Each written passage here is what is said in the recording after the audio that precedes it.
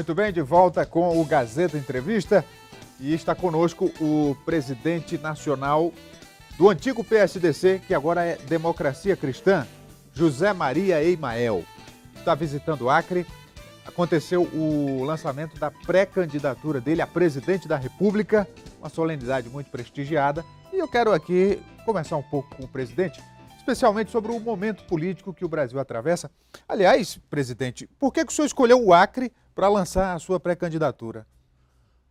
É uma pergunta que toda a imprensa nacional está fazendo. Sim. E eu respondo com gosto. Nós escolhemos o Acre para confirmar o nosso compromisso com a integração nacional.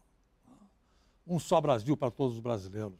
O resgate do Norte e do Nordeste, que historicamente são regiões que foram abandonadas pelos governos da República desde a proclamação da República. E como é que o senhor avalia esse assunto, esse tema, a integração nacional, no momento em que o Brasil atravessa dificuldades na área política, na área da segurança pública e na região de fronteira, é onde se tem um dos gargalos, que é onde entra a droga, as armas. Como é que o senhor vê esse tema? Veja, já em 2010, a campanha presidencial de 2010, e nós repetimos isso em 2014, nós já propunhamos a criação de um sistema integrado nacional de segurança, integrando forças federais, estaduais, municipais, e a criação do Ministério da Segurança Pública. De forma tardia, mas ainda que foi criado, foi agora estabelecido o Ministério da Segurança Pública. Então, essa é uma medida necessária, e a participação das Forças Armadas nas fronteiras é fundamental, porque na fronteira entra a droga e a arma.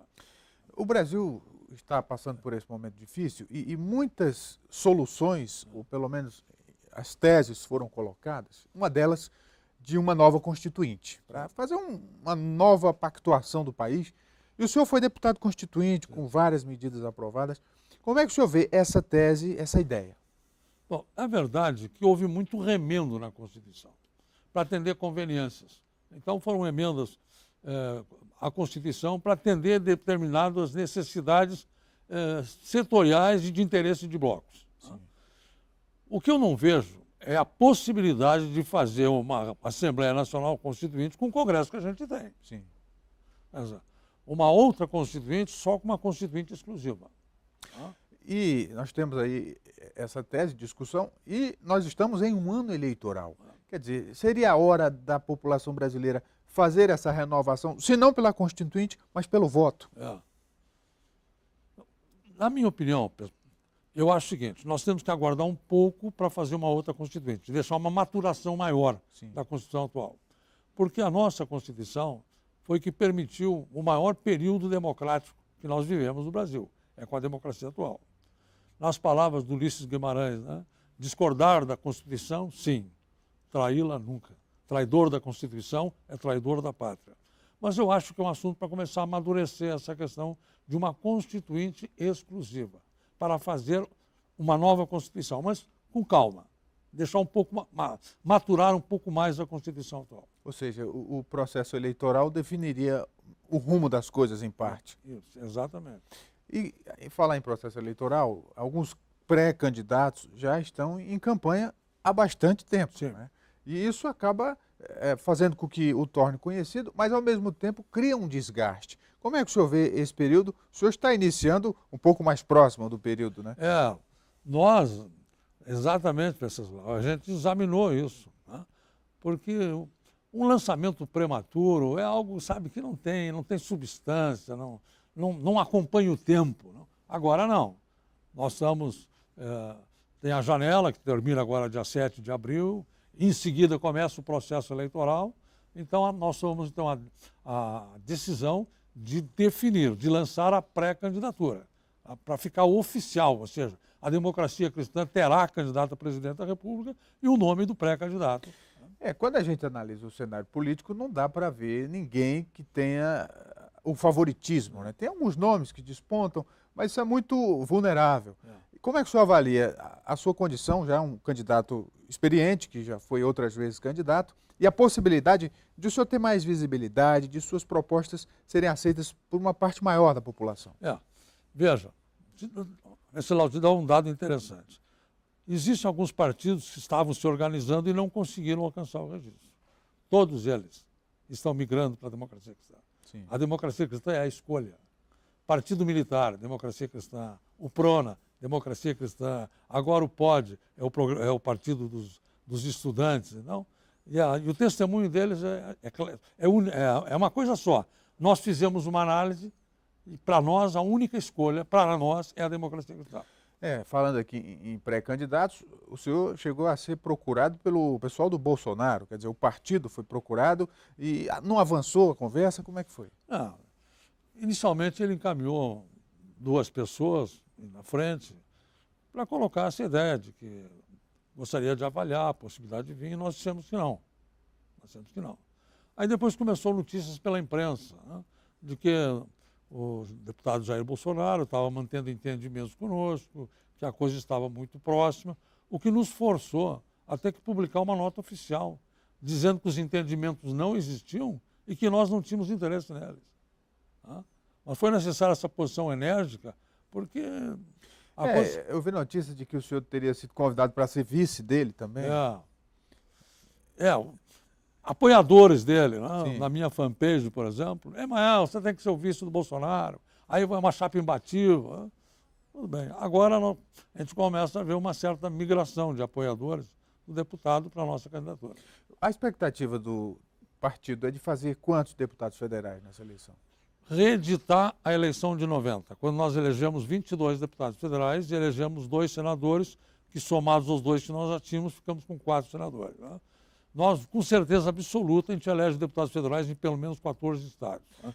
Essa mudança na legislação, a cláusula de barreira, agora o desempenho dos partidos é necessário, como é que o senhor vê isso? Deixa eu te dar uma novidade. Sim. A cláusula de barreira não é para 18. Só vai poder ser aplicada em 22. Mas já tem alguma coisa valendo. Não, erraram na redação.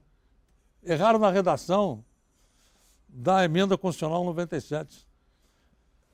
Estava essa afirmação, a imprensa toda falando, agora a cláusula de barreira em 18. Né?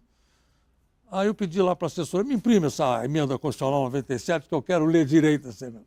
Aí eu li a emenda, não, ela só vale para 22.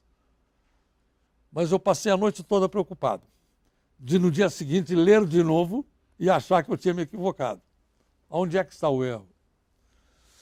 A emenda constitucional diz o seguinte: terão direito a recurso do fundo partidário e tempo de rádio e televisão os partidos que, inciso 1º, na legislatura seguinte às eleições de 2018, na eleição para a Câmara dos Deputados, alcançarem pelo menos 1,5% e tal, ou elegerem 9 deputados. Bom, qual é a legislatura seguinte às eleições de 2018? É a legislatura que começa em 19 e vai até 22. Sim. Qual é a única eleição para deputado federal que tem nessa legislatura? É 22. Nós fizemos uma consulta para o TSE. Mas antes de formular a consulta, eu conversei com alguns juristas que são amigos nossos, com o professor Ives Ganda Martins. Né? Quando eu mandei para ele o parecer nosso, ele respondeu o seguinte: mas não tem dúvida nenhuma. Isso só vale para 2022. Mas aí tem que ver a interpretação dos juízes, né? Não tem como interpretar diferente, porque o que vale não é a intenção do legislador, é o que está escrito. Bem, do Congresso, da Câmara, do Senado, a gente espera tudo, né? Porque sempre colocam ali uma válvula de escape. Mas, presidente, agora vamos analisar a situação do Acre. O senhor vê aqui, o Acre, evidentemente, conversou com a direção local do partido, né? E há uma disputa muito grande aqui no Acre pela formação de coligações com maiores chances de fazer deputados federais. E o PSDC, antigo PSDC, hoje Democracia Cristã, está inserido na chamada chapinha, né, que aqui a gente adotou esse nome, com chances de fazer um deputado federal. O partido aposta... Um ou dois. Pelo menos eu tenho certeza que a chapinha faz. Nosso presidente Afonso, que é uma das grandes lideranças nacionais da Democracia Cristã, ele fica assim, ele se retrai um pouco. Um é certo, talvez possa chegar em 2. Eu acho que ele faz isso para não assustar os outros. Tem que ser prudente, né? Mas o partido vai apoiar? Como é que vai ser? Com certeza, com certeza. A definição de um nome para ser trabalhado pelo partido? A definição dos nomes é competência da administração estadual. Quer dizer, é É o Estado do Acre que vai definir seus nomes, tanto para estadual como para... Presidente, voltando para a campanha nacional, o senhor começa aqui no Acre a sua pré-campanha, mas qual a situação do partido hoje para ter direito a participar dos debates? Bom, na campanha 2014 eu só participei de um debate, na TV Aparecida. Mas aquela participação no debate mostrou como seria a campanha com a participação nos debates. Nossa participação foi simplesmente fantástica. Quantos deputados federais o partido tem hoje? Nós elegemos 2 deputados federais. Nós teremos... Ontem filiou-se lá em Brasília, filiamos um senador. E agora existe uma expectativa de 7 a 10 deputados federais ainda na janela. Concretizar e... Tem com 5 deputados federais, nós temos direito ao debate. Isso vai facilitar bastante sua campanha. Se nós tivermos no debate, sai da frente. Porque a democracia cristã tem muito conteúdo. Não tem assunto onde a gente já não tenha vivência, não tenha condição de nós nos pronunciarmos.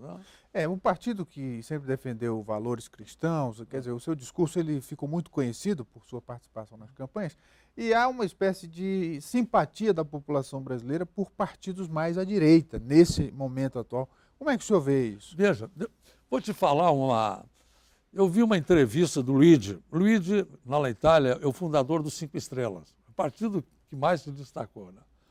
E aí perguntaram para ele o seguinte, Luigi, o que vocês são? Aí ele falou, olha, nós somos um pouco democracia cristã, nós somos um pouco centro, nós somos um pouco esquerda e nós somos um pouco direita.